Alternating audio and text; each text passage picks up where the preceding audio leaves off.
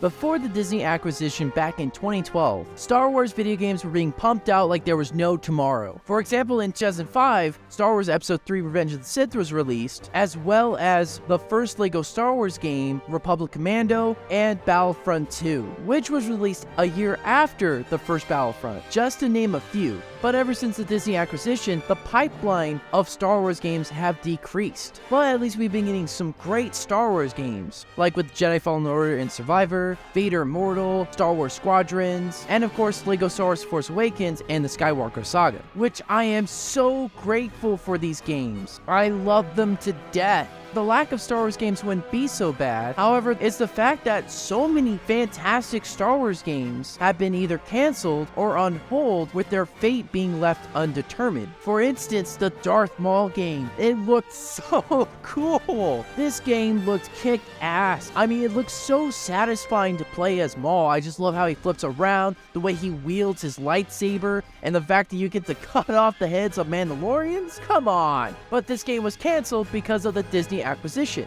which leads me into other Star Wars games like 1313. I remember seeing the first footage of this game and it looked incredible. It was very cryptic. You're like, are you playing a smuggler or a bounty hunter? And you're in the lower levels of Coruscant. The gunplay looked amazing. The combat, oh my gosh, everything about it looked incredible. And then it was later revealed that it's a Boba Fett game. And there was unseen, unfinished gameplay footage that was released on the internet about a year ago in 2022, which again looks amazing. Even though it's unfinished, I still want to explore this section of Coruscant and do some really cool chase sequences. But again, this game was also affected by the Disney acquisition. But now it's like the future Star Wars games, like Star Wars Eclipse and the Knights of the Old Republic remake. And both these games were announced way back in 2021. But it looks like Eclipse is the one that's the most okay, because even though there has been no word on it, there hasn't been anything to suggest that there's been some problems behind the scenes. It seems that they're just taking their time. And to be fair, they don't have to tell us everything. They don't have to let us in the know every second of every waking moment while they're making the game. I mean, there was no teases of Jedi Survivor until May of 2022, and then the game was released in April of 2023. The developers of Star Wars Eclipse never really gave a release date, but this game looks so cool. I mean, it's by the same developers who made Heavy Rain. I love Heavy Rain. I just kind of hope there's a little bit of combat, you know, like try something a little new. That'd be cool. I mean, because like I want some really good lightsaber fights. But I love that there's a choice style narrative driven video game, and it's set in the High Republic era, so I can't wait for this game. This game is in more safe hands than Star Wars Knights of the Old Republic remake, because as of right now, the game has been paused indefinitely. I really do hope this game gets back on track. I think seeing the story of Knights of the Republic in modern day cinematics would be incredible and would do nothing but enhance the story. Bottom line, no more cancel Star Wars games, just only more Star Wars games.